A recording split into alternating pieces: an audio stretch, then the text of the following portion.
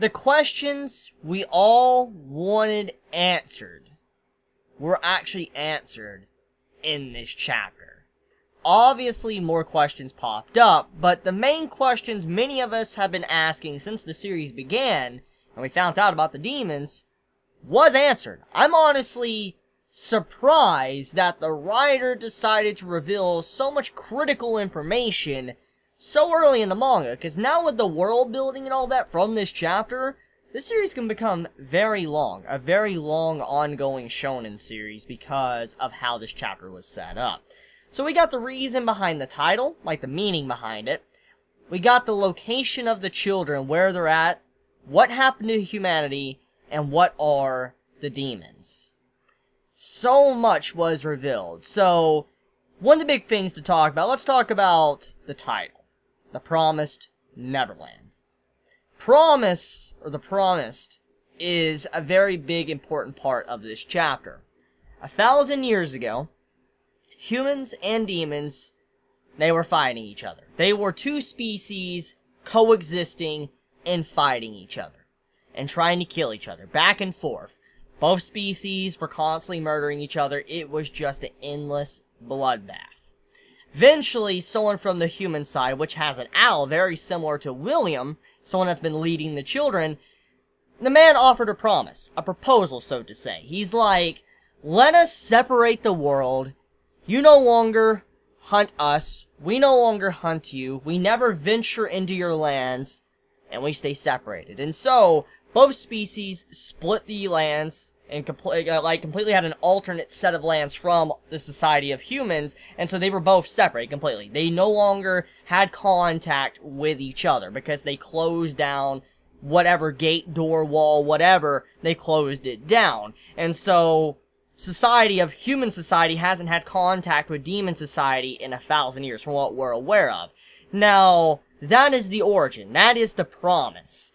And that is the meaning behind the promise in the title. But, Neverland stands for the land of the humans, where the children want to go. See, the promised Neverland is basically where the children want to head to, because if they get to Neverland, they will be safe. They will be free. They will be able to do what they want. And so, the title, the meaning behind it, was revealed. The Promised Neverland. Now, the next thing to talk about, let's talk about where the children are located. So, we come to find out that they are on Earth. So, those theories that could have been possible the way the series was being set up, and remember I talked about the writer could go any direction. You could have had this on a different planet. It could have been set way off into the future. We don't even know necessarily if it was Earth to begin with. Maybe just we had a different world entirely that was different from normal Earth. I mean, it could have been many things. And so, from what we see here, is that the children, they are on Earth. They are on Earth. They're not on another planet. However, what is revealed is that they're apparently on some form of alternate dimension or something from what I can see. Now, this wasn't necessarily clarified, and this is probably one of the weirdest things of the information we got from this chapter, because it's still not clarified, and so there's a lot of speculation you can get from that entire reveal, and make you wonder, where's the writer gonna take it? Because with finding out that the world was separated between the two species, we don't know if some form of magic was used, we don't know if it's in a completely different dimension now, and I use some form of scientific technology, because we have seen holograms in this series, we don't really know. However, we do know that the worlds are apparently separated, and from what we know of Earth, it does exist. Because the information that the children have been able to gather and all they found out in books and stuff. I mean, it's obvious that the Earth that we know of is real. So, most likely, from what I can see here is that this part, since it is still on Earth, it's probably a separate dimension, a reality, so to say. Like, covering on top of the known Earth that we know of. For instance, it's just Earth, but it's like flipped. It's like reversed world or something. That's what I'm assuming. If you've ever watched Stranger Things on Netflix, that's kind of what I think is going on here. It's like a reversed world, like a flipped world, so to say. If you've ever watched it, you know what I'm talking about. So that's what I think is going on. Now, like I said, if it's magic or science, we don't know. That isn't really clarified at all. But there is something that we also can pull from this chapter, and that is the fact that, number one, the demons are not humans. There was another theory, and I even discussed it myself, that there is a possibility maybe demons are some form of subspecies of humanity. I mean, stuff like that does happen in a lot of manga. That's a really frequent thing that happens a lot. Since the demons varied in shape and size, I was under the impression maybe the demons were once human. But that also is not the case. So, they were their own species, they had their own intelligence as well, they were able to make weapons and stuff and fight humanity back and forth, and so they both were tribal people that eventually gained a lot of knowledge, and then they're at where they're at right now.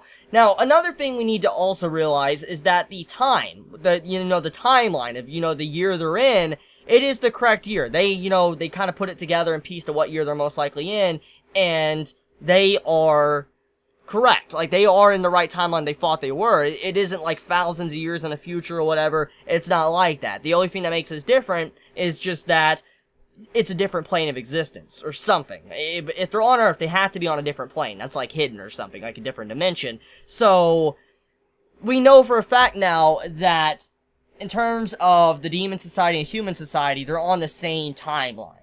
And they both have progressed in their own way with their culture. And looking at the culture of demons, it's very similar to how, humanity is as a culture. For instance, how we have our own factions, organizations, our own religion. That's something that our society has. And we've seen that clearly in the last chapter, and this chapter, and many other chapters in the past of The Promised Neverland, that there is different factions in this series. So, in terms of the society, the Demon Society is very similar to the society to how humanity is. So most likely, besides just religion in general, I could see probably some demons being for, like, pro-rights. They want rights for humanity in general. They want the demons to not devour humanity at all. Children. They actually probably want the children to have their own rights and do what they want.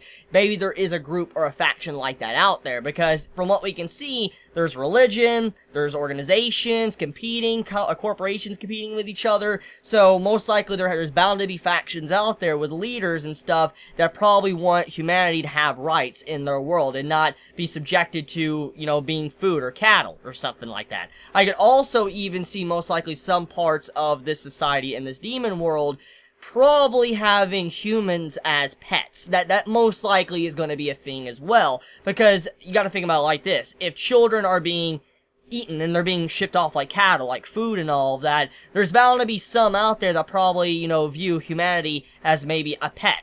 And so maybe some children will probably be raised up to be pets as well. That most likely is a thing too in this series, if the writer wants to tackle that. So there's a lot of paths and weird directions that this series could take because of the world building that this chapter gave us. But now, let's tackle the big thing here that it also revealed. Number one, since we do know that there is a society out there that is of humanity, they're not wiped out, they're still alive, I'm under the impression that a lot of humanity, most likely, are not aware of the world, the demon world. And hear me out. The reason why is if society is very much like our society, most likely, since 1,000 years have passed, there might not be a lot of knowledge on the demon world. Most likely, many might not know of where they're at right now on this part of Earth, and only certain select few in the government might know about the existence of demons in general. So I could definitely see normal humanity not even knowing about what's really going on. Because if some of humanity knew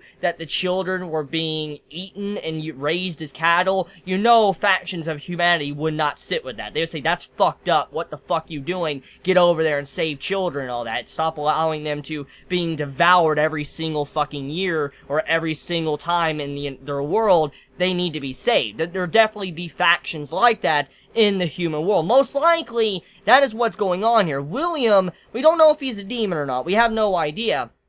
But judging by what's going on here, William might be someone that could be considered a part of a terrorist organization in the human world. Hear me out. And the reason why is because of this promise.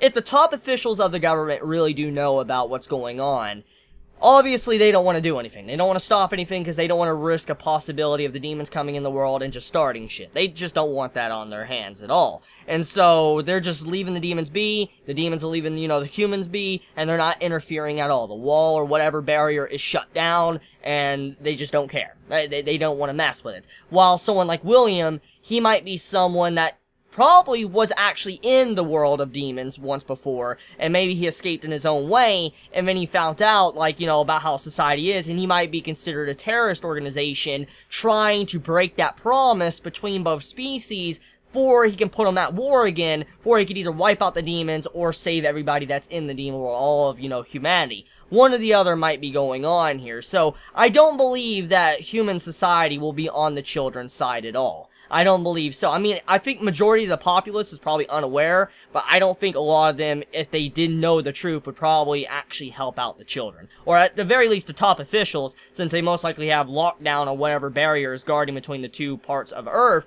most likely, they're not going to want the children to come over into their borders. So they're probably going to ship them back and all that and say, here you go, demons, you can have them back. They escaped over. Or what happens if they cross over? Would that automatically break the promise? Would that give humanity the initiative to attack the demons because they apparently broke the promise? They had, you know, humans inside. They can use that as an excuse for politics and attack the demons. That also could be a thing. So there's a lot of things here with the world building that the writer has set up, and I am very interested in it. I can't wait to see what happens next. So let me know your honest thoughts in the comments below, and I love you all so much. Please be safe. Chibi out.